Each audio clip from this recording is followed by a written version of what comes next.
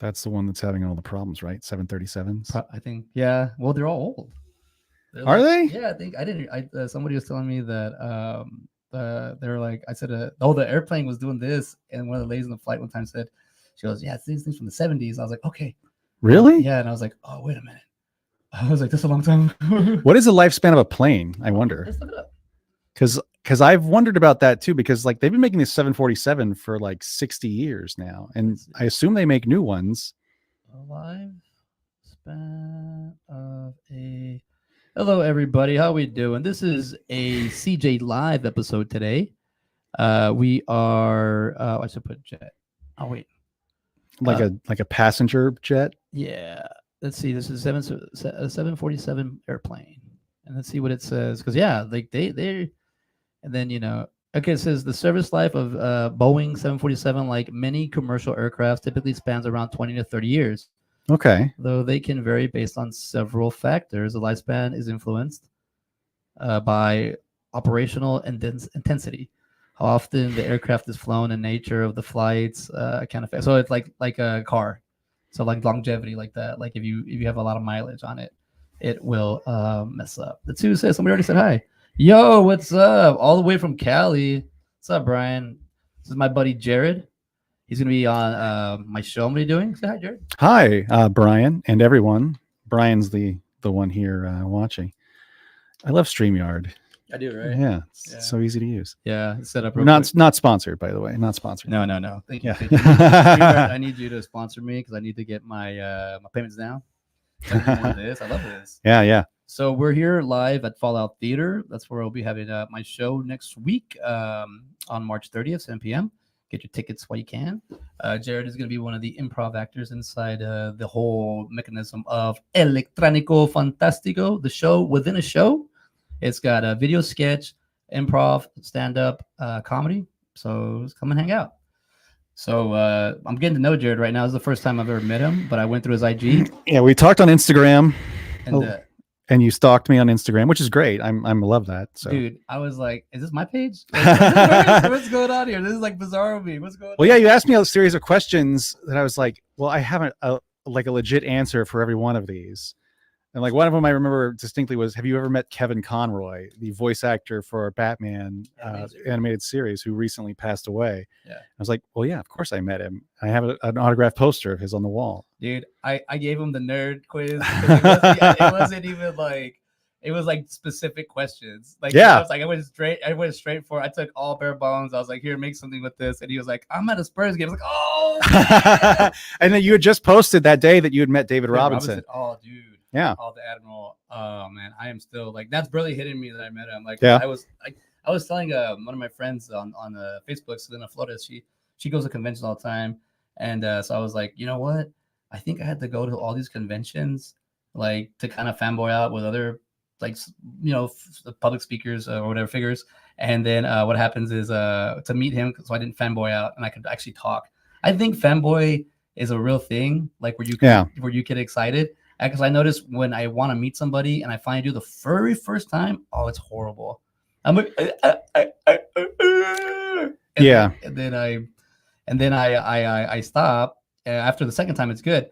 But I was only gonna meet him once, I bet, and I'm like, I'm gonna do it. But it was so cool, man. He like looks you in your eyes and he's so generous, talks to you, and then I didn't know he was gonna sign stuff, so I just had my book. Yeah, so I met him a couple of times. I worked for years in TV in San Antonio. Yeah. So he was on the show once, maybe twice before. So we had the TV studio in San Antonio. We had a fire, and we ended up shutting down and moving to another studio. So there was a very specific episode of the sports show we did on Sunday called Sports Sunday. And the gimmick was going to be David Robinson was going to turn out the lights for the last time. Yeah. So I was like, David's going to be here. I'm bringing my David Robinson jersey from when I was a kid. So I brought it and he signed it and it's in a frame on my wall. So it was like the one thing I'd ever wanted to do with that jersey. I said, I mean, when he retired, the retirement ceremony was on November 10th, 2003, which was my birthday. Yeah. So I got tickets to that game. And I said, if I ever get the chance, I'm going to have him sign this jersey. and then it'll officially be retired. I'll never wear it again. And I did, and yeah, it was awesome. Dude, that's one of my favorite basketball player of all time. Yeah. Even the way he holds himself, like as a role model, I took that in. You know, like I was like, I'm not 7 feet tall. I'm a point guard. I can do things, but like Vince Carter, another one of my favorite basketball players. Like my number is 15 because of him. Like Ray Allen's another one, like shooting threes. Allen Houston. Oh man, I'm sorry, I don't like Ray Allen. Oh, dude, Jesus Shuttleworth. Okay. Well, sure, but everything that came after that, I don't. The Miami thing. I don't really. I was talking about that the other day, so I'm not. I let it go because 14. It's sure. It's because I don't know, because if we would have got the 13, do you think we would have got the 14? It's a good question. I don't know. It was the same team essentially. Was the fire there? I think so. But I mean, you saw Tim Duncan kind of become human in that series. There's a like I think it's game 7. There's one that's like a sequence that's heartbreaking. He misses a layup and ends up like kneeling and slapping the floor in frustration, and it broke my heart, man. So yeah, I don't know if 14 happens if 13 didn't happen. Yeah. But look, I was at the game the other night, both games here in Austin, where they got beaten by the Nuggets, and the guys in front of me were Nuggets fans, and kind of talking trash. Yeah. And I get it. I've seen 5 titles in my lifetime, so I have nothing to complain about. I want to see more, but I was 13 was one of the roughest things in my life as a sports fan. Yeah. 14 was a great redemption. Kawhi leaving was. I mean, I can't even get started with that. Even the way he exited too. I'm like, oh yeah, that was a stab in the back for sure. I guess I take a little solace in the idea that the team he wanted to build in LA has not accomplished anything yet. I mean, we'll see. We'll fast forward like to June, and if he has a title, then I guess I'm eating crow. But I gotta show you something. Keep going, man. By the way, you bring me back, and I'm like, this is kind of cool. I want to show you. I saw this. Somebody posted this, and I was like, oh my god, it's so hilarious. It's basically this pin that James Harden was with the Rockets, and he's driving in, and Kawhi Leonard. Here it is. I need to show this to you real quick. This is ridiculous, man. And this.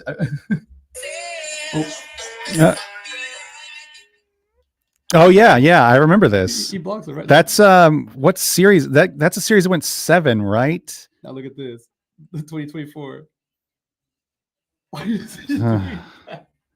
What's going on? So it's essentially a video of Kawhi Leonard blocking James Harden in, was it 2014? Was it said, or man, I've been out of the loop for so long I can't remember the dates. But yeah. So then 2024 it shows they're on the same team. It shows James Harden passing the ball to Kawhi Leonard for 3, and then James Harden on the same team tries to block it. Wonderful. That's like horrible, but it's just the like what's going on here? Like yeah, James Harden I think probably is going to have trouble remembering every team he played for.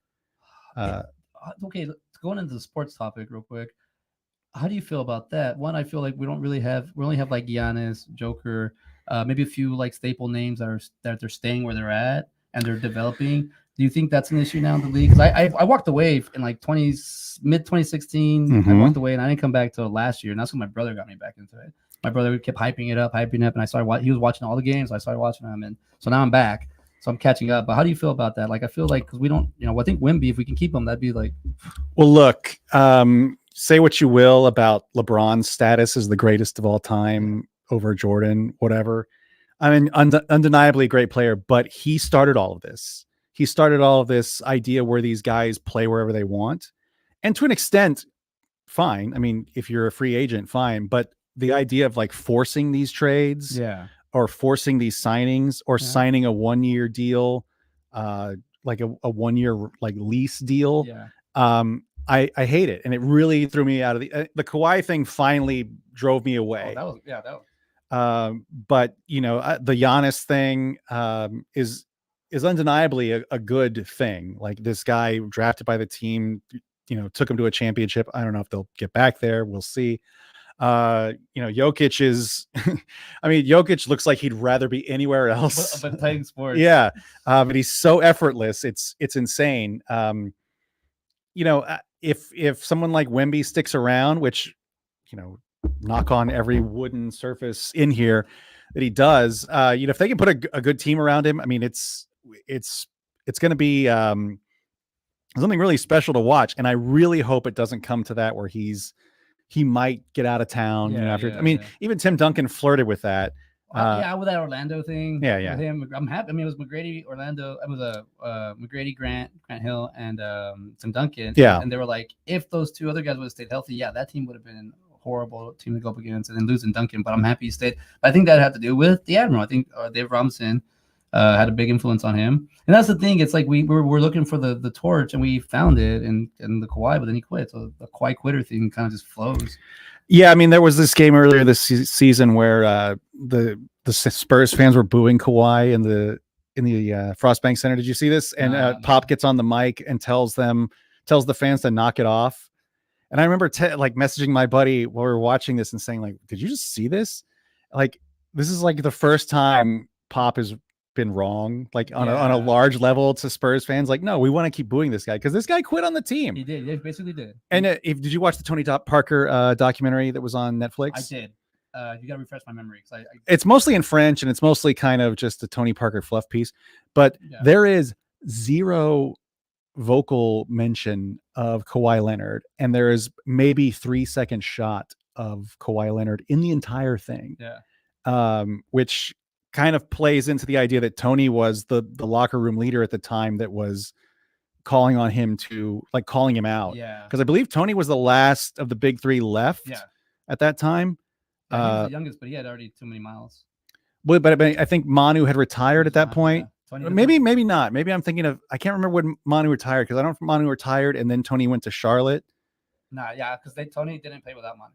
Okay, yeah. So Manu was on his way out, and Tony was the one that called him out, allegedly called Kawhi out for quitting on the team. And but this is the thing. Before my son was even born, and I had my younger brother, so I was like, I don't really want to support somebody that's a quitter, because I feel like that'll tell my son to be like, or then at that time my future Sid, which was here now, would be like, oh, he can quit. Like, that guy quit. I can quit that. He's, and I didn't realize that was a big deal. Like, that's a big deal, because I'm not a quitter. I just take pauses. I like to Yeah, I mean, to kind of extravagantly quit on the team is the thing that I have an issue with. Like, I get it. Guy's unhappy, wants to leave. Fine. But to do these sit out things, like, look, I've never been a fan of the guy, like the players that are like real jerks. Like, look, I wasn't a Jordan guy because I was a Spurs fan. I can respect that he's good. I don't respect the like everybody hates me attitude, or like fine with everybody hating him. Kobe the same way. Kobe got a massive image rehabilitation. Look, that's all I'll say about that. But I don't like that sort of sports player. It doesn't have anything to do with, like, I think they should be good role models or anything. Look, I don't, whatever you want for your kid to have a role model. I just personally don't like it. Okay. I'm not a fan of that. I'm not a fan of, like, oh yeah, everybody hates him because he's a jerk, but he's the best. Like, man, Kobe took 60 shots to get, 40 points. It's like the stories, dude. Look up Smush Parker sat next to him for 2 years, didn't talk to him. So it's like, it's like, damn, he was. I mean, I get it. Like, you have to have that killer mentality. I get it, but to some extent, I mean, the humanity, you need to bring it. You need to be in there. Well, I mean, as fans, we're conditioned to hate the guys on the other team, right? But we were sitting in fact, the game against the Nets here, the Spurs and Nets. Yeah. So we went to sit. We had the ability to go sit courtside before the game to watch them kind of warm up. Yes. Which is, they're just shooting around, and the guys from each team are coming over and talking to each other. Like, they're all friends. They're coworkers. And to know that this one guy is so dedicated to just being a total ass all the time, it's like, man, come on. Like, we all know that after the game, like, it's fine for the fans to be like, I hate Kobe. Like, I hated Shaq. Shaq's probably one of the most giving people outside of that. Like, I see that now. I'm like, oh yeah, I hated him because he was in the opposing team and he knew how to trash talk, but overall he was a nice guy. The idea that these guys have to be just complete jerks. I've never been a fan of that personally. I remember in high school, I went to go play this little tournament in San Antonio Cole, and I remember being like, I just been walking in and being like this shrine. I was like, what? Shaq played here? I was like, and I go, yeah, this is a 1A school. I was like, what? Yeah, it's like right there by Fort Sam Houston. I was like, oh my god, this is where he went to school. It was huge. Yeah, there's like they loved him there. And then the internet was catching up, so I got to watch a lot of his highlights from high school. And I was like, damn, no wonder. I was actually telling my brother. Yeah, he was giant. I was telling my brother, I go the '80s because we're watching college basketball right now, and I can't remember who said it, but one of the analysts said they're like, you always see a big man go one, but who ends up shooting the game winner in the NCAA? It's the small forward or the shooting guard, the Jordan. And I was like, yeah, they're right. And then I was telling him which team's going to win. He's watching a UT game right now, and he was like, oh yeah, they're killing it. So I know that's what he's texting me about. And but as I'm seeing him like watch the game, what was I going with this? Sorry, I lost my finish thought. But anyways, I was just gonna say that I like the big man. In college, I go through in the college, dude, we had like Alonzo Mourning, Patrick Ewing, Robinson. I remember watching games, and then all of a sudden there'd be like a little flash. It'd be like in the Navy, David Robinson, and just clunk, clunk, clunk, clunk. I was like, damn, just that two tomahawk dunk. And then I was like, damn, we would just get a glimpse and he'd go away. And I was telling my brother, I was like, dude, there was always a big man. Now they're all big. They all shoot. It's like everybody's good at basketball. Yeah, I mean, there's no like big man who can't shoot. Like that's the thing. That's the thing that changed the most in my time away, was that everybody's a shooter now. Yeah, that's why I'm like Wemby shooting threes. I'm like, and I can like count on my hand every time I saw Tim Duncan make a three.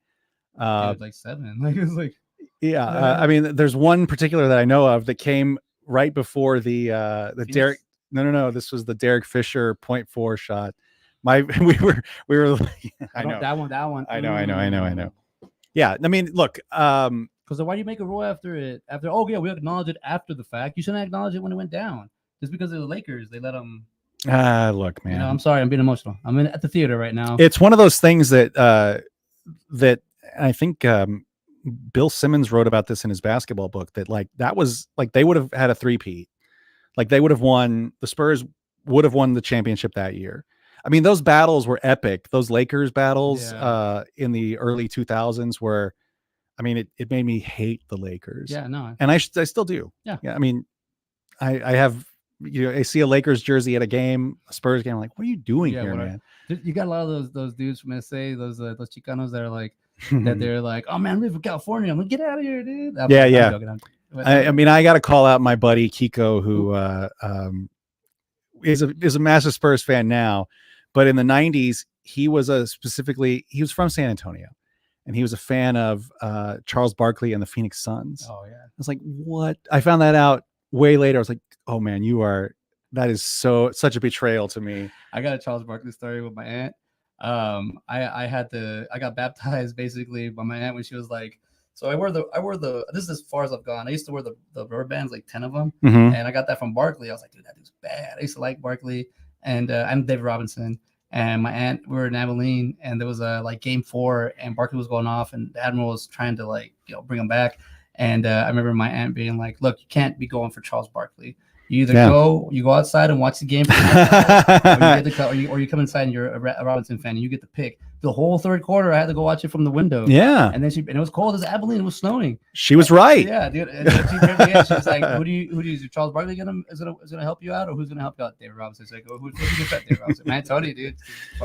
R.I.P. But I love her. Yeah, she was right. She was right. But it's cool. But at that point, as a parenting or tough love, whatnot, I respect that, because as a sitting here as an adult, I'll say that it got me to make decisions. It does. You need to be put on some spots, and that was a playful one. And I think some people could see it like it's a wrong thing, but no, it made me be like, no, you better make a decision. And when you if I would have chose Charles Barkley, I better be out there eating popcorn, cocoa, and laughing, because he was winning, But I stuck with my team, and I did. So just before we get off subject, when we go off topic and go to something else. I did ask David Robinson a personal question. I go, and dude, the way he like recepts. I mean, I know he meets so many people, so it's real easy for him to talk. So I go, you got the 99, you got the 03, and he goes, yeah, and the 05, and the 07, 14. I go, no, that's the Spurs. I'm talking about you specifically. You got the 05, you got the 03 and the 05. You still had a lot of like in the tank. Do you think that you could have stayed and got the 4 rings? And he thought about it, and he goes, And I had a conversation with God, and he said, "Yeah, it's okay. Go do something else. So hang him up." I was like, "Oh, cool. He's religious." But I was like, "That's awesome that he was like able to be like." Well, one, he ended as a champion. Oh, he has. I mean, still watching that his exit from that game when he gets pulled and he gets the ovation. Yeah. I mean, it's one of my. It still gives me chills watching it. I want to make sure I get it right, but I think he had 19 rebounds. Oh God, he did go off. Yeah. That game 6 against the Nets. So he's at the the game's sealed. He's at the free throw line, and then Pop does the curtain call thing, where it brings him out. And I mean, he jumps and does the turns, pumps his fist in the air, 360. I mean, it's I'm getting goosebumps talking about it. I mean, it was one of those that's the career. That's the way to go out on a career. Like, he announced his retirement. They won the title, and he gets to have the curtain call in front of the home crowd. Yes. I mean, what else do you need? What else do you need? I mean, I love Tim Duncan. I love him. Like, he was my favorite player. I hate that he sulked out of the Oklahoma City arena, and that was the last we saw him on the court. I told my brother, we're watching it. I go, dude, he'll be back next year. He's going to round it off at 20. We're going to watch all the games. I'm going to 18 is an odd number. He retired. Yeah. But, basketball is theater. And I think nowadays it's like, because a friend of mine told me the other day, he goes, unless your kid's in AAU and they're a star in AAU, they're not going pro. Because it's going to be more like it's because more like they want names and brands and now the future. You can have there's going to be actual basketball players not being in the league. And I said, because there's a lot of theater now in there. So as we'll segue, I will segue into the theater. I gave him the quiz. I asked Jared a bunch of nerd questions, and he said, "I'm at the Spurs game." So he got back to me. He got back to me in the morning, and he had answered all of them. So I respected him, and I gave him all the answers back. And when I asked him who's your favorite Transformer specifically, he said, "Well, obviously Optimus Prime." I was like, "Oh, he's gonna know." I'm gonna go with I like Hot Rod, but I like Springer because the green, the green Transformer, because he can do multiple things. He's not only a car, he's a person, and he's also a helicopter. Right. And that's, as I get older, I like doing multiple things. So I sing that, but I like the Hot Rod to Rodimus Prime arc. That's good. But then I was saying, you go from being Hot Rod when you're younger, then now you're turning the Cup. So I have all these stories. So a lot. So I'm talking about the 1986 Transformers, the movie. It's my favorite movie. Yeah, you did put that down. I was like, well, yeah, that's a good one. Yeah, and I bring it up a few people, and they're like, "Oh, dude!" And one on the Indie Escape, JW, when I was on the network, he said, I brought him on the show, and he said, "Brother, that's your favorite movie? You like torture, man." So Optimus Prime being your favorite Transformer, and then watching him when you first saw that movie, how did you? Well, so I was in second grade when that movie came out. That's how old I am. So I didn't see the movie in theaters. I had to hear about it from my friends. And the biggest deal that I heard was that there was cussing in it. Oh, yeah, the one. There's 2 curse words. Oh, shit, it wasn't even Dennis. Yeah, and then, damn it, open, damn it. But so I kind of heard about it already. I was not broken up about it. I know they say that's why they brought the character back, was that the kids were upset. Yeah. I think even then I knew that it was just like they're selling toys, because that's all that you could buy now. You couldn't buy Optimus Prime anymore. You could buy Hot Rod, or you could buy Rodimus Prime. Oh, darn! I didn't think about that. So then when they brought him back, that was a big deal, because I remember watching it. I was actually just watching that episode the other day where they find him in the mausoleum. Oh, that's right. Because Pluto TV has a channel that just streams Transformers all day long. So, I mean, it's hard to watch now, the TV show. Yeah. The movie still holds up, I think. I mean, the animation's good. The only one is when the the junkyard where you before Megatron meets Unicron. There's a little bit of bit glitchy. You mean like the animation? But that's it. That's it a little bit, and also the eyeballs are funny. Oh yeah. And the eyeballs go up. Oh, we've parsed this. My friends and I, specifically my best friend and I, parsed this movie over the course of our childhood and teenage lives to point out everything that we liked and didn't like, and I mean, but story wise, I think it holds up. Oh, dude, it's a great story. I don't think it's not great cinema or anything, but it's at least a cohesive from A to B.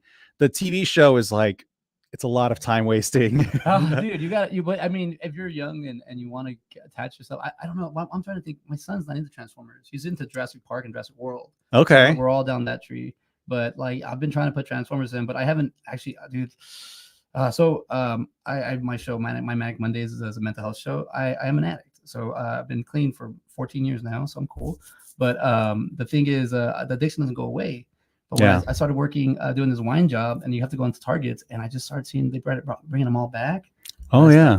Dude, I got like 55 Transformers at the house. My girl's just like, what are you doing at display? But I want to open them because I'm saving them for my kid. Mm-hmm. But I think these are my things. So I'm like, I'd rather play with them with him. So I opened up Blur because I got like 3 Blurs. They had it for like $2. So I bought all 3 of them. And I opened it up. I knew I was going to do this. And man, it was so hard to do. Oh, yeah. So I have the ones you're talking about. I know, like, they've kind of re-released the classic ones in like new designs, like that look closer to the cartoon. Yes. So I'm reading those instructions. I'm like, man, I don't get it. I don't know if it's my brain. I haven't done it in a while, but like, it's very complicated. And I have to put my glasses on to read it. It was very clunky before, but it was blocky. Like, boom, boom, oh, boom, yeah, boom. yeah. Now it's like, I got a joint. You got to make sure you get my elbow and my wrist. Yeah. And it's like, why are there so many pieces? But it looks beautiful.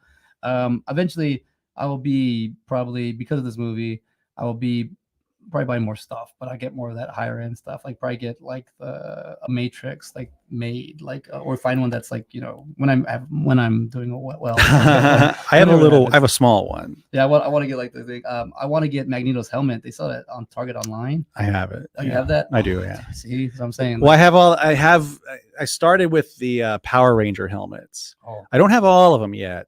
And then I have they have some Transformers helmets that I think GameStop had them. Okay. So it's like Optimus's head and Megatron's head and Soundwave's head.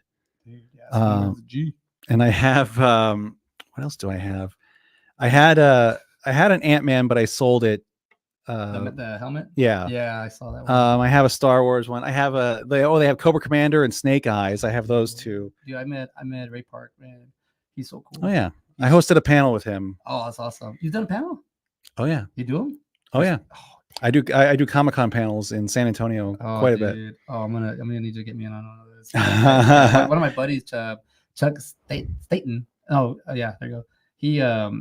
He said that just call, because I met him in Rhode Island Comic-Con, and he's on the East Coast. And then I'm gonna go back this year, but I'm gonna try to. I mean, he's gonna just help me. Like I'm gonna do like kind of PA work for him. But he was like, yeah, dude, he gave me advice. He goes, just go and apply to the panels and just tell them directly, like, who do you need? I can help. He's always need volunteers. Yeah. So that's kind of how I got into it was, so I worked for a TV station in San Antonio, and we were one of the sponsors of what was then Alamo City Comic-Con. Yes. So we had, had a big presence there. I did a lot of the advertising campaigns for them that we were doing, and I became, I got to know the guy who ran it, and they gave me some free tickets, and I was just hanging out at the panels, and they were supposed to have hosts, like from the station, like talent from the station, like a reporter or whatever. And nobody was showing up. I'm like, I'll do it. So I ended up that day, like the first day doing, it was Ray Park, Daniel Logan, who played young Boba Fett, and Peter Mayhew.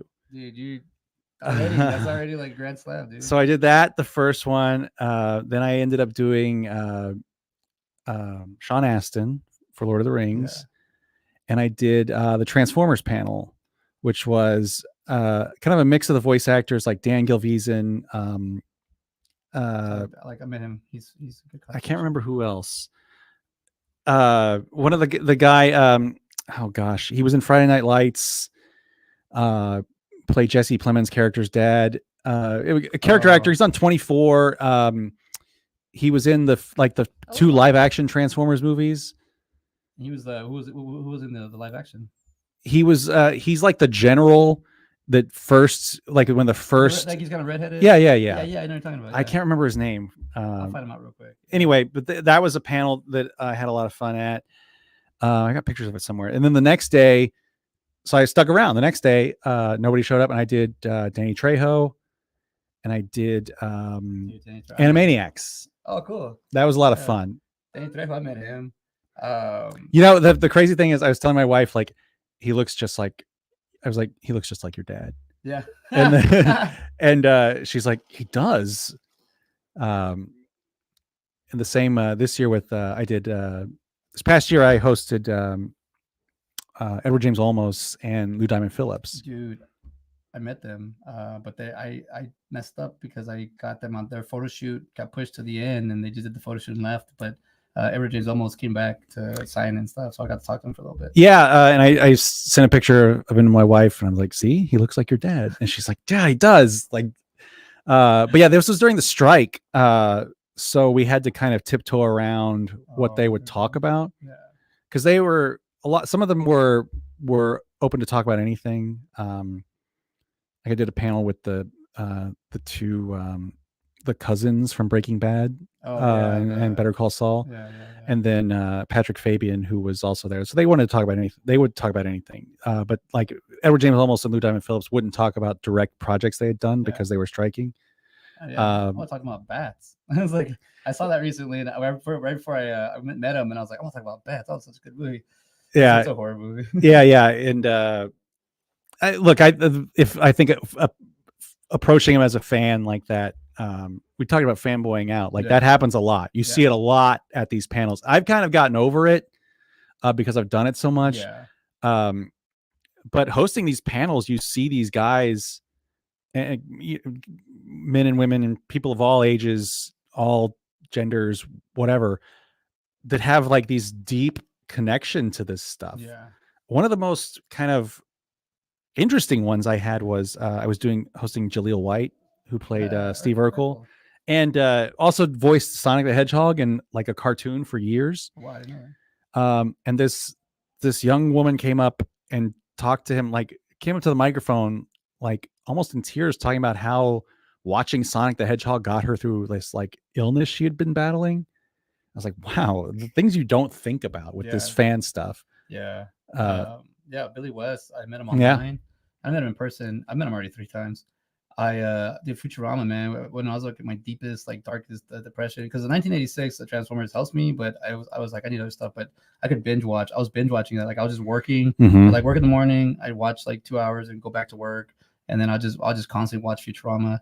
And dude, when I met Billy, I was like, I don't know. At that point, I kind of was already met. Dude, I started late. Like my first con was Alamo City Comic Con with Schwarzenegger. Okay, I didn't go to that one. I saved up money to meet. It was either meet Schwarzenegger and just get the experience of it, or actually just use that money and meet a lot of people. I met 11 celebrities that time, and I'll tell you, really started in 2019 until now. I've already met over 200, and it is like I'm calmer now. I've gotten to the point where I'm like, nah, I'm older. I don't need to be. But it's weird. You do like I don't. It's weird, kind of wanting to talk about that. You have to just let it happen. And I think the panel is an easy way to kind of fanboy out by doing kind of working at the same time. Yeah, I mean, I've done panels for people I've been huge fans of, and then I've done panels for people I don't know. But sometimes that's a little more interesting because you kind of get to explore, like something you didn't know about. Like one of the panels I hosted, and I apologize for forgetting his name. He was the guy who played Michael Myers in these new Halloween films. What's his name? It's not James Courtney, is it? No, I maybe it is. I apologize for forgetting, but he was just talking about like being an actor, and that's kind of one of the most interesting things I find. I did James Jude Courtney. Yes, James Jude Courtney. Yes, you knew that one off the top of your head. Well, I've met him a few times. He's pretty cool. I'm finding out too because you and I are standing right now on the pivotal point of nerd and geek, but somehow I fall under the horror genre. And a lot of people don't. I've never been quite into horror as much. But like I did a Nightmare on Elm Street panel.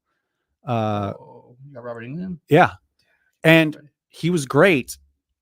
But he only wanted to talk about like the craft of acting. Which was crazy to me because this is a guy who's known for just playing a horror movie slasher. I mean, I did a Sons of Anarchy panel with, oh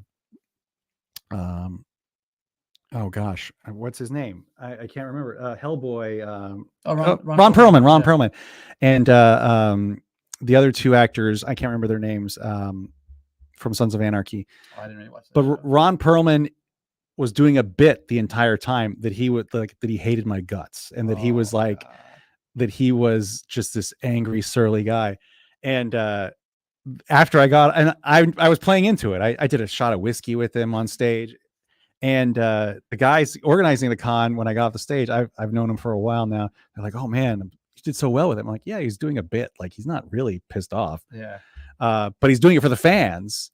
And we like a pissed off Ron Perlman. Yeah, I mean, what else do you expect from Ron Perlman? Because this guy is like, he plays that guy in every film. Everything. I did one of my kind of most tragic experiences with that was Jason David Frank.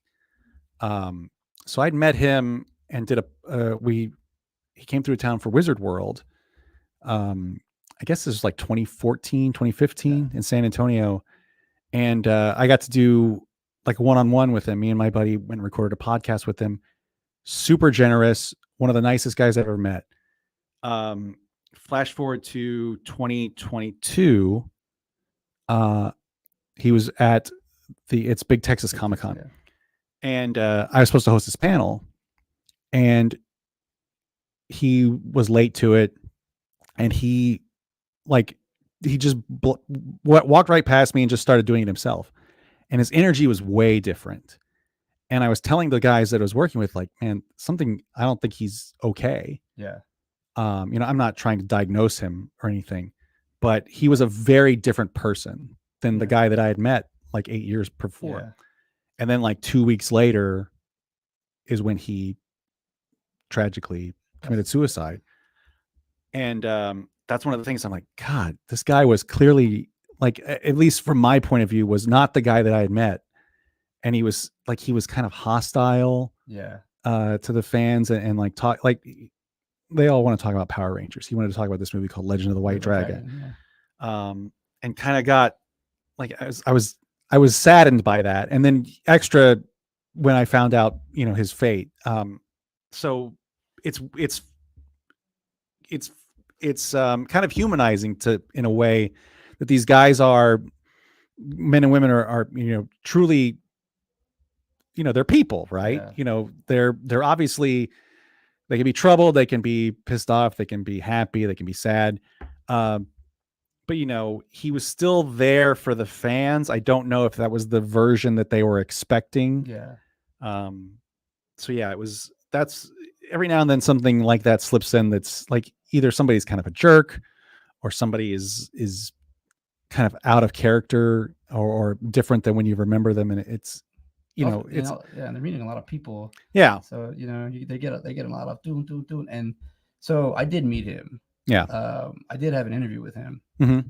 I sat down with him. I was like, it was so crazy. I felt like I was talking, like he needed someone to talk to. He needed a friend. And I talked to him, and I was like, I talked to him for like 90 minutes, and I want to keep talking. He said we could. I was like, I want to take your time, man. Like you're valuable. And he was so generous to me. And I recorded. He goes, you want to record? You record. Let's do this. I have video in this phone where I recorded the whole me hanging out with him. Crazy thing was, at the time I just made my business card or my brand card or whatever. I hate to say business card, but it's I was Mind Manic Mondays. It says movies and mental health, and he goes, hey, you do mental health? I go, yeah, talk about it. Yeah. He goes, you do interviews? I go, yeah. He goes, I can send you a link. I can send you Zoom, whatever you need, man. I would anything for you, man. And he goes, let's do it right now. Because I was like the fourth last person. I waited because the backstory is there's 4 conventions that I went that he was there. And then there's 2 other conventions I wanted to see after 2020. He was one of those comic book ones. Yeah. I wanted to meet him so bad. But I was like, I can't fanboy out. I'm going to fuck this. Sorry. I'm going to mess this up. And I don't want to do that. I don't want to embarrass myself in front of him. So, but when I finally met him, I did it, and he was so loving and so cool. And you're right, there was something like, I remember one time he kept doing this, like, yeah, let's go. And I was like, okay, but I did. That's the only thing I really picked up. But I remember I'm fanboying out, so I'm trying to work on myself. But after there was about 15 minutes where we talked before we did the interview, and the 15 minutes after we talked. So there's 30 minutes there. Now my favorite part, because he was talking to me, directly, and I was talking to him directly, and there was no Power Ranger, there was no CJ wants to be an actor. It was just two dudes talking, and even at that, like it breaks my heart because I was like, okay. I go, hey, whatever you do at convention, let me know. I'll help you out. I see you doing this on IG. I follow you all the time. Whatever you need. And he goes, no, dude, you'll be next to me on the seat. I was like, oh shit. Okay. And then, so at this point, I'm looking at the interview, I'm going through it, and I'm seeing like, okay, what did I learn from this conversation? Like, I'm looking at it, and he goes, all right, the 21 days. He told me in the interview, if you want to, I asked him, how do I get into something, or how do I break that habit? He goes, 21 days. You do something like vitamins. You just pop one a day, one vitamin, just take for 21 days. And if you can do that for 21 days, it's a habit and you'll keep going. I said, fine, I'm going to do this. I'm going to do it because this is the, I met him on the Sunday. This is the Tuesday.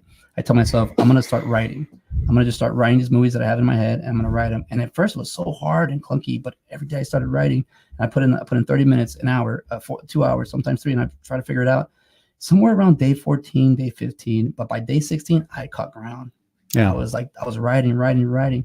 Day 21, I wrote this short movie kind of idea. I was like, when I go meet him next time, I'm gonna hang out. I'm gonna show him this. Just show him this. Like I appreciate him for that much. And the day 21 happened, and he passed away on the 21st day. Oh man! Right when I was gonna reach out, I was ready, and he passed away. And dude, I was just crushed. But I didn't realize that was gonna bring me a little bit of trauma, because I had to process that. Like I didn't realize it was bothering me. I was getting sad. I'd cry a little bit, not like oh, but I was like, oh shit, dude, that's kind of hard. His daughter, his wife. I was just kind of like, oh, his family, and he has more kids. And then I was just taking it like I was like, dude, I was right by him, and then he's just poof, he's gone. Like what does it all mean? Why did he choose me out of all the people to talk to? And then what happened was, like you said, he showed up late for his panel. He went upstairs and he said, "Can you wait for me?" I waited 45 minutes for him, but every time I was waiting at where he was stationed, and it was all empty. But every time someone with the red shirts from the big Texas would be like, "Keep waiting. He said he's going to be right here. Keep waiting. He's aware of you. Keep waiting." So I was like, okay. And I waited, but I didn't realize all this was just kind of some kind of anxious thing. I've never talked about this either. So I think it was built up in me. So what I started doing, I started writing my experience. I ended up writing a comic book called The Power Within. It's a Jason David Frank inspired story. But I did take a break on it because it was too much. But now I'm back at kind of picking at it. Yeah. But it's really inspired me how to be like, dude, like I was talking earlier, making life decisions, and this was kind of where at my point in my life where I was kind of just scared to attempt things, scared to do things. But when I met him and just seeing the way he was, and then the other side part was I was making this video to upload, which already has 36,000 views, and I got a lot of love. Few hate, but I don't care for that.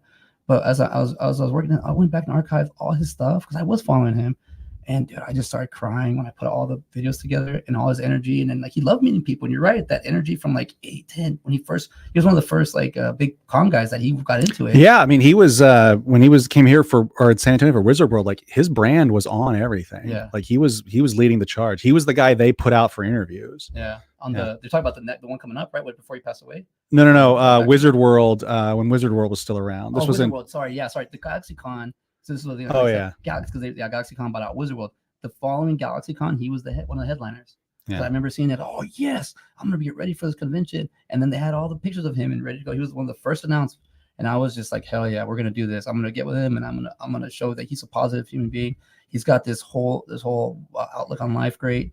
And I'm like, I'm ready. I'm charged. I'm ready to go. And then I was like, holy crap, life is serious. Yeah, I mean, I'll say it again. He was different. Yeah. He was different from the first time I met him because he was, like you described, he was generous with his time. We wrapped up. We were at a restaurant on the Riverwalk in San Antonio. And like we wrapped up and like me and my buddy sat down to eat, and he like walked behind me, he like passed by and he'd walk behind me, like pat me on the shoulder. Like, I mean, he was a genuine dude. Yeah. To see him from my perspective, different. That kind of brings the whole thing like down to earth a little bit, because here's this guy who, by all intentions had, by all, what am I trying? Indications is what I'm trying to say, was doing well in his life. Like he wasn't like he had nice cars, a nice house. I mean, obviously that doesn't mean anything for mental health, but it's like the idea that this guy was whatever led him to this point, despite having all that adulation, delivered, I mean, these guys came to see men and women and boys and girls and whatever. Everybody came to see him. He had fans, he had people that loved him. And I mean, it's tough. It was a real tough one for me personally, because it was, again, this was a guy that I was a fan of. Obviously I was a fan of Power Rangers. I got to meet him, which was awesome, and got to share a little bit of his time. And he's on our, he recorded an episode of a podcast with us. Like he took his time to to talk in a microphone for 30 minutes with us. And for him to be gone in such a tragic fashion is, it really kind of brings it all home. It brings it all home to like the idea that, I struggle with my mental health, and, that this guy did too. And that this guy had, more than I have, I guess, success wise in his career, what he aimed to do. I don't want to compare apples to oranges because it's not fair, like that. Doesn't mean anything. Mental health has no boundaries. I mean, I can't really say anything else about it other than, it was a real blow. Yeah. And then mental health, this is what I always say, it's a conversation. I don't think it's about like, I need to be diagnosed, or I think it's just basically like two human beings being like, all right, you're here, I'm here. Yeah. Cool. You exist, I exist. Because also we're getting wrapped up in all this. And what happens with all this internet stuff, sorry, internet, when we do it, like people start attacking and going at you with all this stuff. He was also always having to like defend the trolls and stuff. And I remember talking to him about that. I'm like, this, yeah. No, but it happens where you do have social media nowadays invading people's lives, and like just a bunch of random crap that can happen to people nowadays because of the internet. But I will say, I went to the Colorado Springs Comic-Con last year to go see Bruce Campbell, and at the same time, because I've been to that one 3 years, I like that one, and I went over there. I like the people. The people at that convention are so cool. But I went, and what was I saying? And Jenna Frank was there, his daughter. Oh yeah. So I got to catch up with her, and Tammy Frank, his ex-wife. So, or I'm sorry, past widow. His widow. Yeah. Sorry, I did not say that. What do you call it? But she, I talked to her, and she gave me a good conversation, and I was like, they're doing well. And then we took a photo, and then when they're at the Big Texas Comic Con this year, so I saw them again, said hi, but just had a little conversation. I was trying to interview her, but she was kind of like busy, so I was like, if you had time, but she was like, oh, we'll try. And then she's like, well, we'll figure it out. I was like, all right, cool. But we never did it. But I'm happy to say that they're doing well. But all that leads to kind of where I'm talking about here, brings us to Fallout Theater, because I am having my show, and it's actually, you're talking to me, and people are starting to get to know more about me and my background, and basketball, gay convention, theater. I've been doing acting since I was a kid, and it's something I never run away from. But all I was doing as I was getting older, I was setting myself up to like get to be more of a professional actor. But I didn't realize time passes by. And when I was turning 40, I was like, you know what? I really need to do something out of the can, something I got to challenge myself. And it's this. And it's pretty cool because it's led me to you. I mean, new people that are like, all right. I'm like, it's acting. It's improv. It's like innocent. There's no harsh judgment. You're playing characters. I think improv is so great because if you're like bottled up energy, and you just don't understand, you just gotta yell or something, you can get on stage, you can be, I'm a yelling tree. Yeah. What? Yeah, I could just yell it out. I'm a yelling tree. I like a tree that yells, and then somebody will pick up on either the character or the vibe or the scene, and they'll be like, oh, I'm gonna play with this, and then you have fun, and then you could let it out, and then before you know it, you're just like, you're relaxed. So I think improv is great for mental health. Stand-up comedy. You've done stand-up? Yeah, I've done open mic. I mean, I'm getting my feet back into it. Cool. I think that's a good mind exercise, like sitting down and writing your jokes. I've been doing that for now 20 days, and I'm like, dude, this is fun. Yeah. This is like doing the open mics on Monday nights. I'm doing consistent. I've already hit 9 in a row.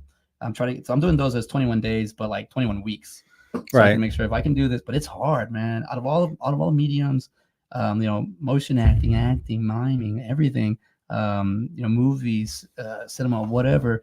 Stand-up's the hardest.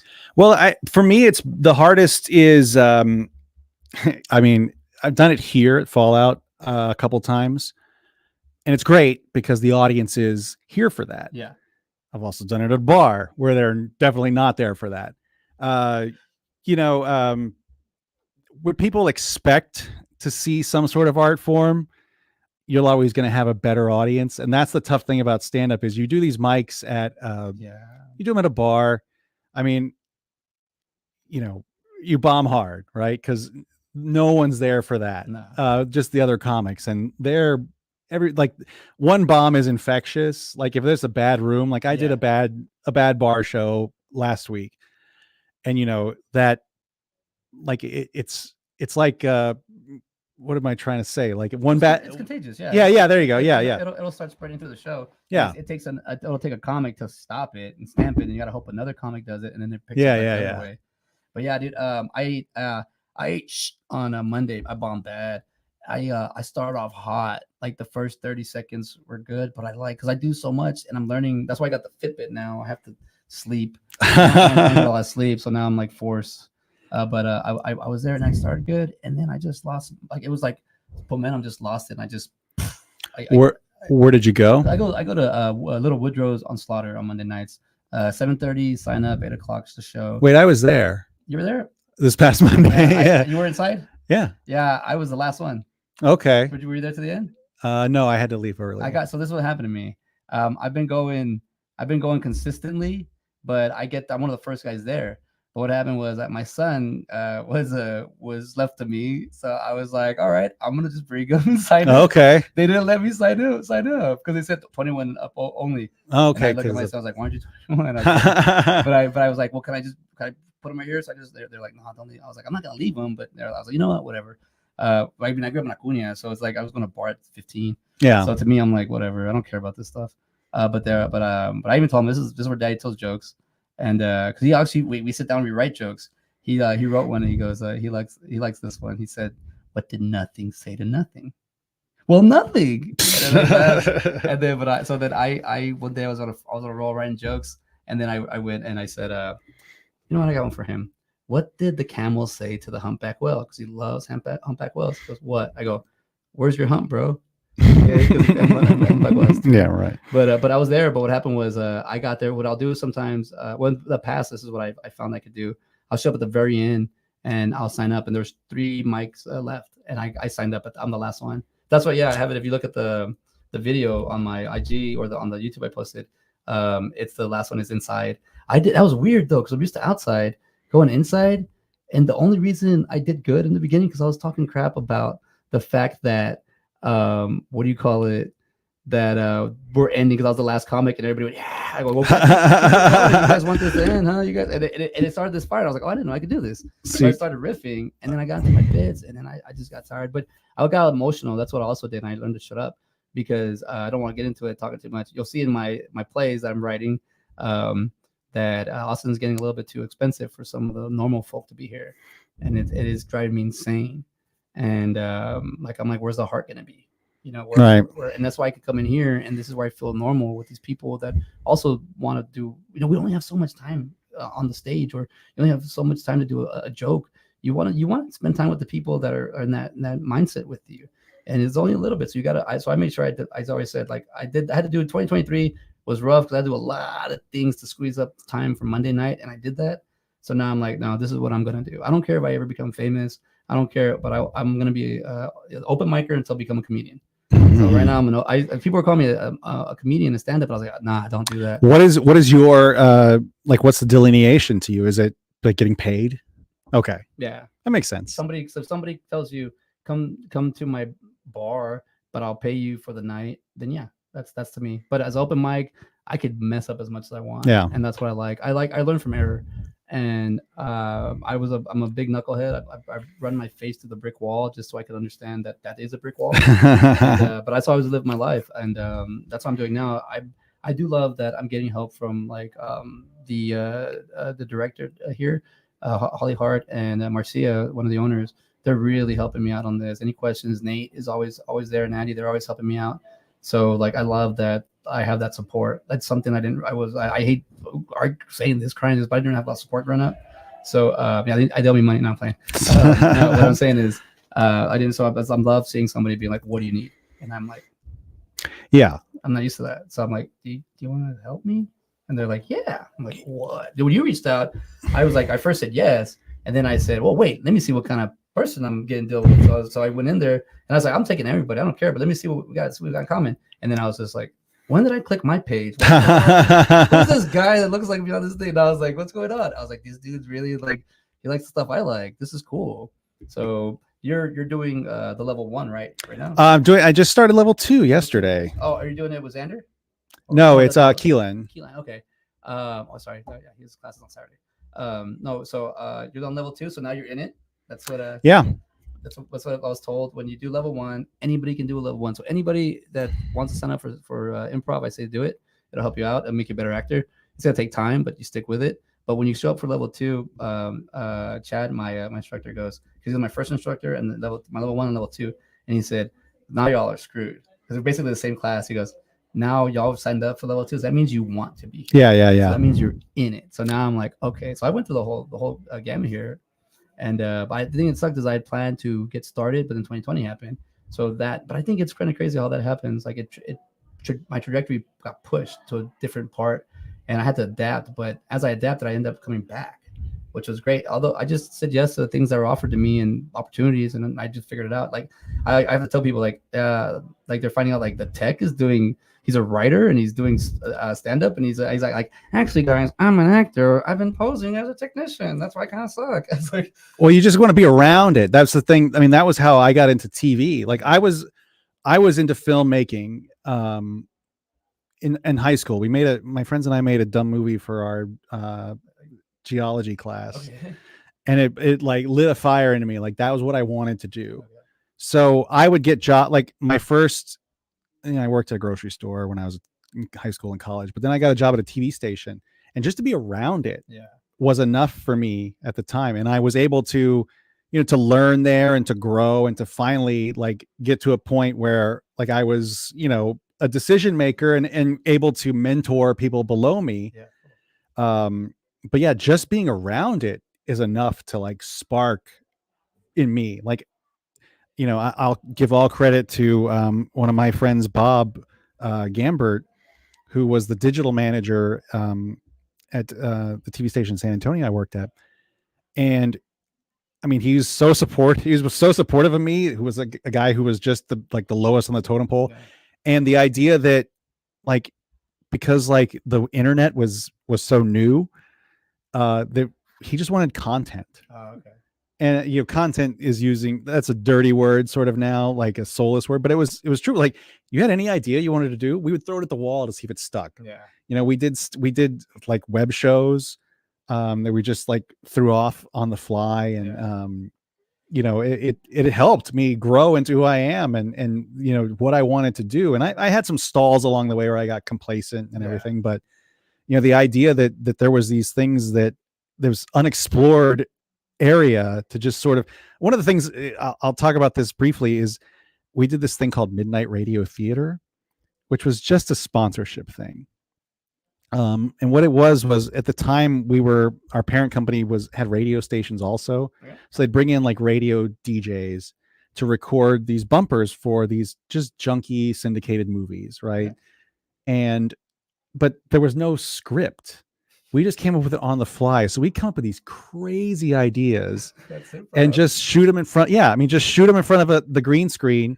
And I was up in the audio booth running the board, and I'd be like, hey, how about this? Let's do this. Or I'll call in, like I use the phone. I called in to like be the movie phone guy back when that was a thing.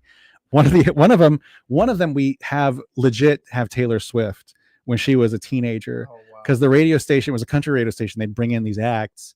So I have video of like this stupid thing we did with Taylor Swift when she was like 16 years old.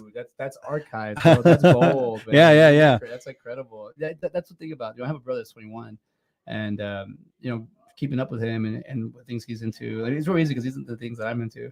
But like they're the generation where if he is not on the IG or it's not, then yeah. And it's like that's like, dude, sometimes some of the best moments, like I just said, like the 15 minutes before that, those are the moments you want to hold on to. Well, I mean, like and the reason we did it because no one cared. Yeah. Like nobody higher up cared. Like you get the sponsor's name in there, perfect. You get the we don't curse or whatever, great. No one was watching, so we got to do whatever we wanted, and it was so reminiscent of. I'm a huge Conan O'Brien fan, and like watching the early days of late night with him, and like just you feel like, and you know, you and I are at the same age.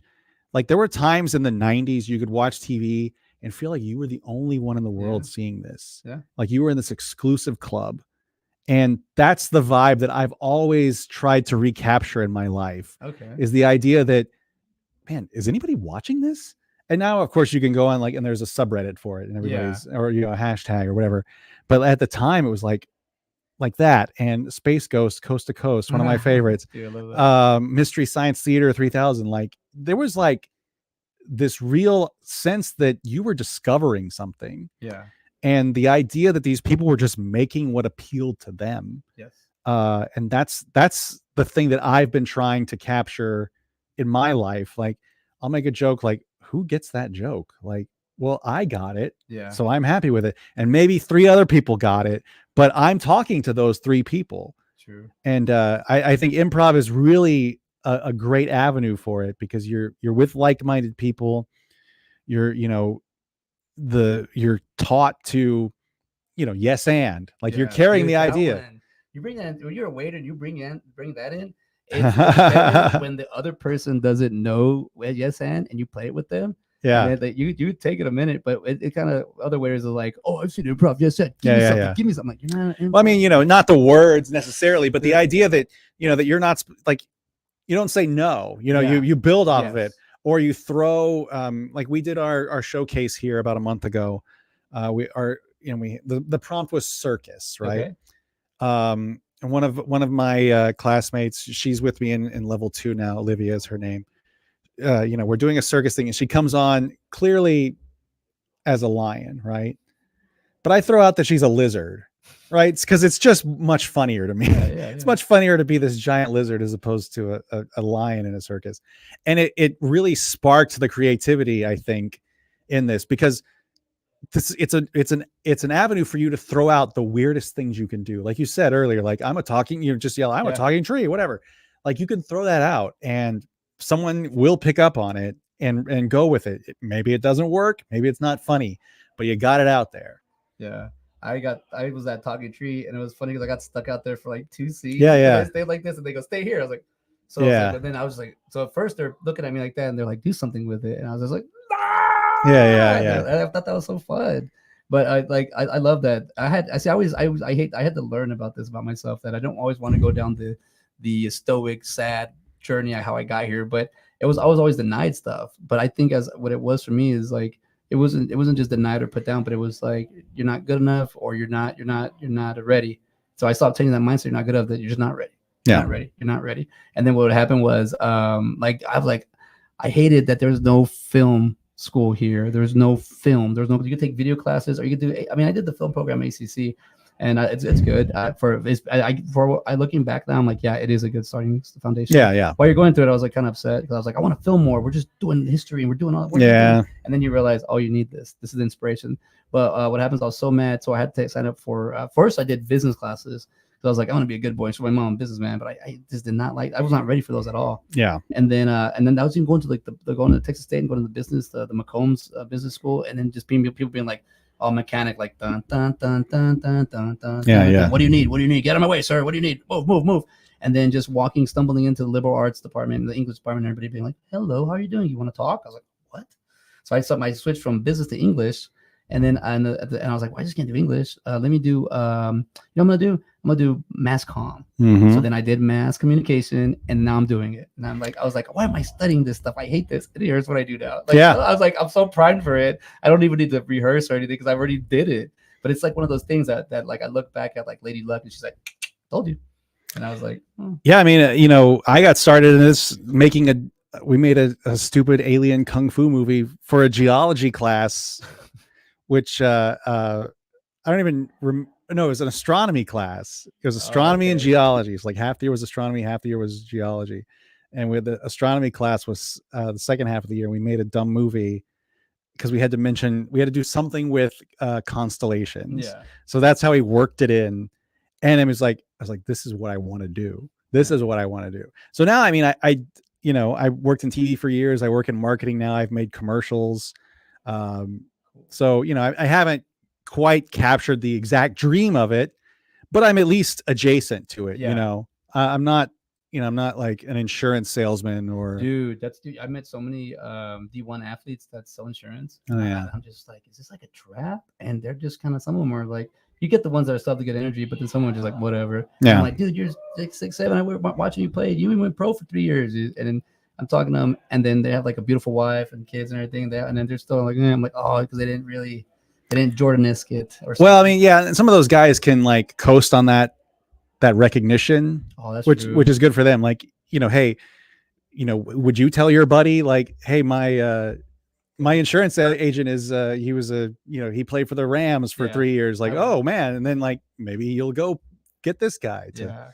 I also had the dealership people that. Oh yeah, right? Yeah, those are cool. I like those guys when they're crazy, and I'm like, look at all that CT, just go to work. And I'm like, oh man, as a joke, everybody.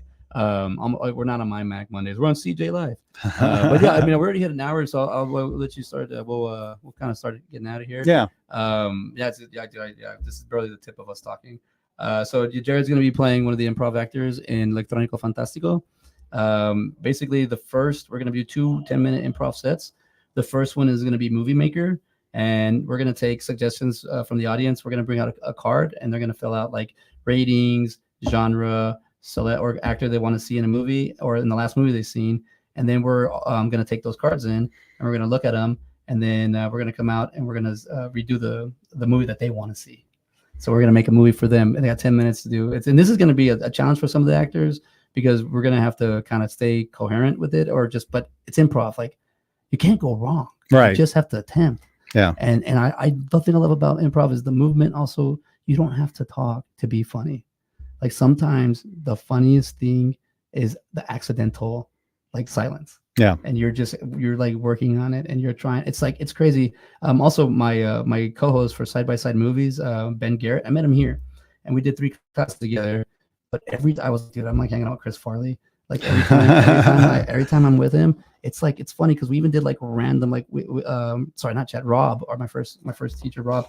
He did this thing where we kind of you had to improv with everybody. So it's like kind of a random thing. And every time I got with Ben, like, it was like gold. Yeah. It was, I just remember this one time they were telling us we did this like Siamese twin thing where we were mirroring each other, and we were back walking New Yorkers, like, hey, I'm back walking here. And we just bumped each other, and we did the same movements, like just kind of sumo wrestling, kind of hit each other. Yeah. We did it. And he's bigger than me. So when he did it, like, he killed me. But I was like, dude, this is so fun. Like, he knew where to go with it. So that actually helped us out. When I started 2020, I was watching a lot of movies, like 6 movies a day. And I was posting on Facebook, like, hey, here we go. And then Ben goes, dude, I've seen all these movies. We need to get to do a podcast. And that's how it started.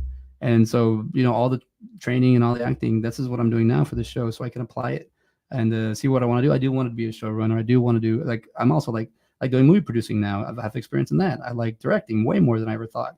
There's certain things I'm easing into because I feel like I'm supposed to be doing them. And I'll leave you with this. This is the thing that kind of bothers me about myself, but I know this about myself, so I'm not going to let it beat me up.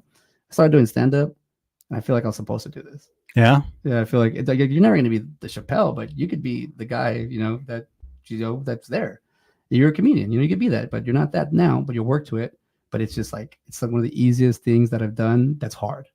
That's a challenge, but that I've been like, I've never been like, oh, I got to stop. Oh, I gotta do it. But we are going to have 2 comedians there. They're going to have 2 10-minute sets. And one is going to be Candice Medina. She's going to be here. I love her. She's great. Pretty honest, hilarious, like, human being. And then Ty Gwynn, and Ty I met here. We did a level 4 and 5 here, and we've been kind of being buddies. He's doing a stand-up class. It's 4 weeks, and it's just, you go to his house. He has a stage in it. Like, he does shows at his house. He's been doing them for 2 years. And I even told him, I go, dude, 2022 St. Patty's Day was my first time here at your house, and I've probably been here like 40, 50 times. And that's what got me to want to get more on stage, because it started from here, and then it started. There were a few open mics, and I just, it was salty in the mouth. But then as I started going to Ties and talking and hanging out with more comedians, I started like, okay, I can hold court a little bit. Okay, let me see. And then you go and you land face first, and you get up, and you're like, okay, I'll do it again. Yeah. And I think that's what gets me. And I think with this show is I think what I'm trying to do is kind of put up smoke signals and see who wants to hang out. You picked it up right away, and I'm happy for that. I'm happy meeting you, man. I'm happy. Yeah, no, it's great. It's like I said, the first set of questions was like, did he plan this? Like, I see off the top of my head. Yeah. I was like, after I started, I was like, did he see my stuff and like know what I could answer, what I couldn't answer? Yeah. No, dude, I got, dude, honestly, I think I only got I got 3 scrolls in, and I was like, nah, this dude is too much like me. I go, I don't want to ruin anything, so I'm gonna just get to know him. Because I feel like these are like your resume, like your Instagram's like your resume. People like can judge you off that, and I'm like, but sometimes the image on here is not the same as, or like, JDF, he did have an image like that, and look what he does. So it's like, I'm not mad, but I'm just like, people can do whatever, be different.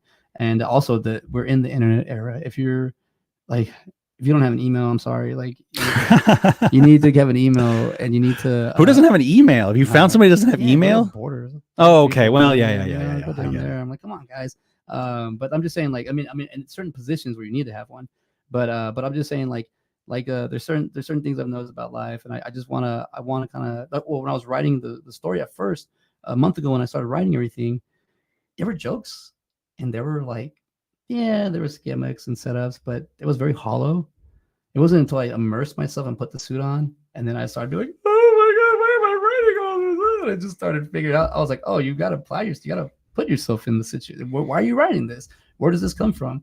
Okay, I'm gonna just write like a poem. So, yeah, I'm looking forward to it, man. I'm happy that you're gonna be part of it. We got Nate and Addie Archer gonna be part of it. Also, one of Addie's what do you call it? Troop mates is gonna be in it. Mike, I forgot his last name. And then I have 2 other people that are interested. So I'm like, all right, cool. But I'm also just, whoever wants to go, it's gonna be fun, because it's gonna be a celebration. We're gonna have cupcakes and coffee after. I don't drink coffee, so we'll have beverages. Yeah, I'm not a coffee guy either. So. Yeah, so it's like, I love the smell. I love the smell of it brewing. Takes me back to hanging out in a diner. Dude, when I worked at the cafe, one of the first, like, I don't like weaknesses, or if I have weaknesses, I don't like looking like I have weaknesses. So what I did was, I saw the espresso machine at the cafe, and I was like, well, this is fine dining. I don't know how to use this thing. So I made friends with the bartender, and he gave me a 5-minute class. And I was like, all right. So I would show up when they were opening the restaurant a week before. They asked us to come and help clean and set up. So I did, but I would spend like 10 minutes learning how to froth milk and do all that stuff. And I realized I really do hate coffee, but I respect it. So I will make a mean latte, a mean cup of joe. Okay. I'm like, I don't care for it, because if I were to drink, my wife gave me 1 cup of coffee one time when we were driving to Denver and I was falling asleep. She was like, just drink this. I was like, I need it. I took it, and I was like, oh, that's what that is. Yeah. I hated it because it was black coffee and it tasted gross. But when I did have coffee, if I ever had it, when my mom would try to get me to do it, it'd have sugar, cream, chocolate, vanilla. I was like, it's not even a coffee at that point. It's a dessert. So I'm just like, but I don't like energy drinks. I'd rather just green tea and just relax. But you want anything else you want to say? No. It was great meeting you. Yeah. Like, it's like I said, you said, we got a lot in common. So we can probably talk for another hour. But too. I mean, I was like, well, nobody's coming and bothers us. So I was like, yeah, we have. I like doing this. This is what I've set myself to do. Where I'm like, this is what I want to do. And also, I just realized that's a Spurs hat. It is, yeah. This is I got at the game the other day. Dude, so. That's wicked, dude. Thanks. That's like you could just see Texas, but you, like, if you're a Spurs fan, you know what that is. I have I probably have like 20 Spurs hats. My wife is like, we need to put these hats somewhere. I'm like, yeah, I know, but right now they're just sitting in the top of the closet. But I rotate them out. Like, this is my newest one, so I'm wearing it. Who was the one Spurs that you thought you'd never meet, but you got to meet? Oh, Tim Duncan, because he's like notoriously not public. Yeah. I did meet him at he did a comic book shop signing. So he has a comic. He had that's right, a Punisher issue of the Punisher. Remember. Yeah, and he signed autographs at this comic shop. And one of the guys I worked with at the TV station knew him. I actually went to college with his girlfriend too. So I mean, you're pretty connected there. Well, I mean, I wouldn't. We're not close. I mean, we're Facebook friends. But hey, that's one step, man. But yeah, she. I've talked to her about a couple things. A buddy of mine did a painting of him. He was trying to get to Tim, but anyway, yeah, Tim Duncan, because he was notoriously like just went home. But yeah, that finally did get to me. Got to sign a comic book, and I got one for my buddy too. Yeah, I'm thinking that'll be hard. Tony Parker's kind of easy to run into. I don't really have one. I think that Robinson was that's one Yeah. I really wanted, and I got it, and I got the conversation, and it was just so easy. But yeah, I could see you having a lot of Spurs stuff, man. I need more. I used to have a lot, and then I just paused, and then now I'm like, man, I have some 2017 stuff, and Yeah. you know, but I gotta say that through all my journeys and everything that I'm learning to like use, so I can show my son and show my younger brother and my sisters, just like about life. I think it's taking the chances, man. I think it's taking the chances, falling and getting back up and doing it again and just learning. And if you really want to do it, you'll keep going for, you know, I mean, the stand up, like I said, I don't care if I don't make any money, but yes, I would like to do that for a living. But but I have to work at it. It's a craft. Yeah. But man, but this show, I want to say is if even if it's a train wreck, I'm like, it's gonna be my train wreck. You know, it's like we're doing, but I don't care. I'm gonna have fun with it. I mean, you're gonna be there, so that's already a huge plus. Oh, well, thanks. Yeah, dude, that's you know, and I love it when Nate looks me in my eyes, he's like, what do you need? I'm like, I don't know, man. Let me but I'm gonna let you go, man. We've been talking for a minute, and probably can still talk for another 5 minutes. So yeah, we'll let everybody out. Thank you for hanging out with us. Let's see who. Hey, Kip made it. Beto, what's up, JP? Let's see, Brent. Oh, Brent he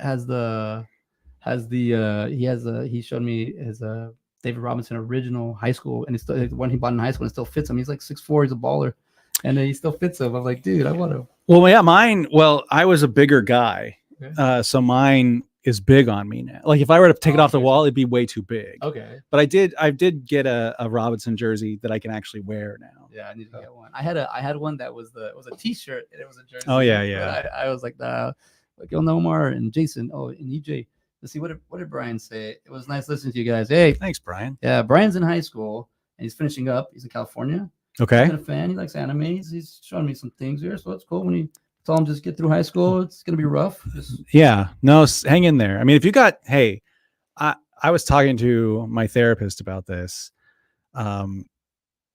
If you got friends, if you're into nerdy stuff and you got friends that are into that nerdy stuff, like that carried me through high school. Yeah. Like I was not the popular kid. I was, you know, the fat kid into comic books and everything, and you know, would have gotten eaten alive had it weren't for my friends that were into the same thing. So if you got a good core group of people like that, yeah.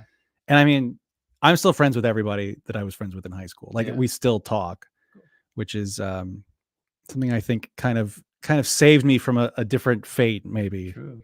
But yeah, hang in there, Brian. Yeah, hang out with your people, and then see, I mean, or you could be the lone wolf over here, where you start getting upset with your friends that are like hiding it. They don't want to be nerds, and you're like talking about it, and girls come around, they're like, yeah, get out of here, what are you, nerd? And they start throwing you down the bus. So then you realize, in the future, I'm gonna have a future. You leave, and you know, time happens, but it's okay.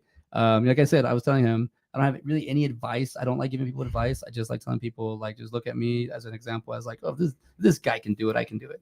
But all I said was, high school, they don't teach you how to live life. All you have to do is, high school teaches you how to learn to get along with people, learn to be around people. After that, then that's when you really get to do whatever it is you want. And any decisions that you make, whether they're good or bad, they're learning tools. They're learning things. You just keep growing from those. So if you learn something bad, you're not going to forget it. And yeah, you're going to hold on to the good things. But I always say, don't get stuck. Don't get caught up in the clouds with the good things, because when you fall from grace, it's going to be harder. And don't get so down, because you'll never be able to go up to see the flowers bloom. So it's kind of try that middle. It's hard, but try to find that middle spot. But I think the thing about when I was open about my mental health and just talking about it, I think it started pushing off away some people, but it brought some people that I never thought closer to me, because I know they want to talk about it, but they're just looking at me like, how's this guy treating it? And I'm like, because we'll have conversations, and I'm like, it's okay. Like, I'm not gonna say anything. I don't care. Like, it's like, I'm just here to know that we share the same space. Yeah. And that's it. And but yeah, you find your own. And like, I mean, I'm pretty sure not everybody here at the theater is my friend, but I'm sure I'll get to know everybody. But I'm just like, dude, I've seen so many performers. I'm like, I know what movie I want to put you in. I know what movie I want to put you in. I know what role I want you to see in. I want to see this. So now I need producers to have me, or just need backers. I am the producer. Just, we're gonna do my GoFundMe or something on Patreon, so I could get a little bit of money to pay these performers. But yeah, I've seen so much, and we'll see where we take this spacecraft, because my brand is Shipwreck Studios as well. I made that in 2007 when I had to submit a script. They wanted to know what production company I was. I was like, "Well, coming from?" I was like, "Shipwreck Studios." So I made it, but it's still around. It lives in the AGBL, but I still use it. But I always said I picked Shipwreck because as a ship sinks, the captain will go down with it. So I'll always make sure that I will make sure the project gets from port A to port B. And if it doesn't happen, I'm not going to abandon it. But then I found out, I was talking to my brother the other day, two things I learned about myself. And I learned this because I'm turning 40 and then we'll end with this. Two things was, one, I was learning on a boat because it's a ship, but I'm not a boat sailor, a captain. I'm a spaceship flyer. So this whole time, when you crash land on a spaceship, you can still get out and adapt and learn and fix your craft and go somewhere else. But when you sink your ship, it goes down and that's it. But you still can't breathe in water, so you learn how to simulate it. And now I'm in the spaceship now. So you're with me. This is the spaceship. And I got my studio at the house is the space station. Okay. So that's why I bring everything back. So I'm learning that I tried to make it like a podcast studio and like an art studio. And it's like I'm in there and I just want to relax. Like it's like I block out the world and I'm like, this is my safe space. Yep. I'm safe. But I didn't mean to do this. But then the other thing I learned about myself, my last name is Robles, Robles, which translate in Italian and in Spanish to it's oak or oak trees. And also oak turns into vines, which is grapes, which you have roots that they take forever to produce fruit, but you have to give it the time.